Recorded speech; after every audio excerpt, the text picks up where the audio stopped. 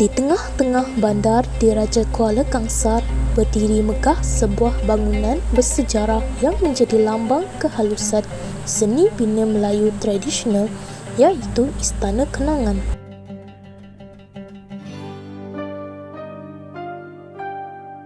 Ia dibina pada tahun 1926 dan menampilkan keunikan luar biasa kerana dibina sepenuhnya menggunakan kayu tanpa sebarang paku besi.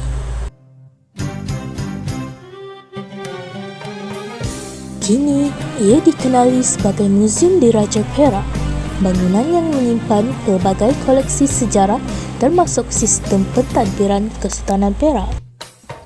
Untuk para pengunjung, Istana Kenangan ini dibuka setiap hari bermula pada pukul 10 pagi sehingga 4.30 petang.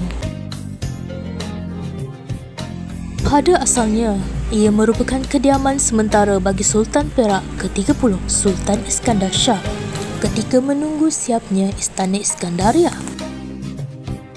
Sebelum masuk, pengunjung perlu mendaftar nama terlebih dahulu di kaunter. Langkah ini adalah sebahagian daripada prosedur pengurusan pelawat yang ditetapkan. Selesai mendaftar nama, mari kita naik ke atas. Ruang atas Istana Kenangan menempatkan beberapa bahagian penting yang dahulunya digunakan oleh Sultan Perak semasa baginda bersemayam sementara di istana ini. Selepas pengunjung melepasi tangga, terdapat anjung istana di hadapan, iaitu sebuah ruang separa bulat yang menonjol ke hadapan.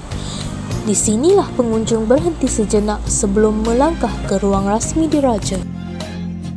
Di belakang anjung ini pula, terdapat balai rongseri yang menempatkan sultan dan pembesar dalam upacara rasmi. Selain itu, terdapat juga bilik beradu sultan semasa bersemayam di sini. Ukiran yang menghiasi jendela istana juga menarik perhatian pengunjung. Terpahat indah ukiran bermotif flora yang melambangkan kesuburan, keindahan dan falsafah harmoni dalam budaya Melayu tradisional. Ukiran ini dihasilkan menggunakan teknik tebuk tembus yang membolehkan cahaya dan udara memasuki ruang dalam istana.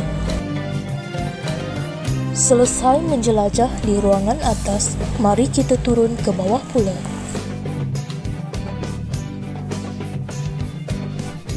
Berbeza dengan ruang atas, lantai ruang bawah ini dibina menggunakan simen, tidak seperti ruang atas yang sepenuhnya kayu. Ruang bawah ini berfungsi sebagai ruang pentadbiran sultan semasa baginda bersemayam di sini. Kini, ia telah diubah suai menjadi balai pameran bagi Muzium Diraja Perak yang menempatkan pelbagai bahan sejarah mengenai Kesultanan Perak dan informasi mengenai Istana Kenangan. Istana Kenangan pernah menjadi istana sementara kepada Sultan Iskandar Shah sebagai tempat bersemayam sementara menanti siapnya Istana Iskandaria.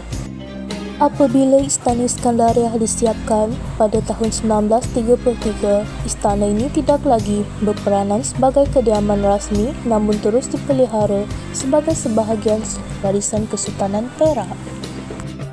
Ruang pameran Istana Kenangan turut menampilkan beberapa komponen moden seperti soket elektrik lama, suis dan lampu. Komponen ini merupakan bukti bahawa istana ini pernah melalui penyesuaian teknologi. Terdapat juga papan lantai asal yang pernah digunakan dalam pembinaan ruang atas istana. Ia diperbuat daripada kayu cengal kerana kekuatannya dan kalis anai-anai. Panel ini dikenali sebagai papan pemelih, salah satu komponen penting dalam seni bina istana Melayu tradisional. Ia berwarna kuning terang yang bukan sekadar hiasan tetapi melambangkan kehalusan seni dan simbolik budaya Melayu dalam seni bina istana tradisional. Untuk pengetahuan anda, Istana Kenangan pernah dijadikan sebagai istana mayat. Selepas tidak lagi digunakan sebagai kediaman rasmi, Istana Kenangan pernah dijadikan tempat simpanan sementara jenazah diraja sebelum istiadat pemakaman di Makam Diraja Bukit Candan dijalankan.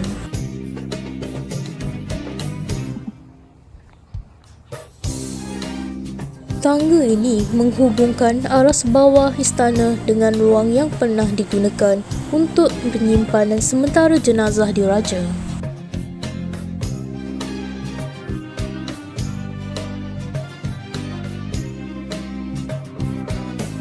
Istana Kenangan bukan sekadar bangunan tinggalan sejarah, tetapi ia adalah lambang keunggulan seni bina Melayu dan warisan Diraja Perak.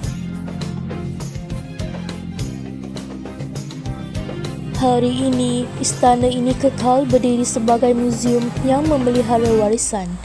Ia memberi ruang kepada generasi kini untuk mengenal, menghargai dan mewarisi sejarah tidak ternilai kerana ia adalah lambang keteguhan warisan, budaya dan jati diri bangsa Melayu yang terus hidup merentasi zaman ke zaman. Marilah kita bersalam-salaman, tanda bermula dan bersahabatan. Jikalau ada terkasar bahasa, bermaaf-maafanlah di antara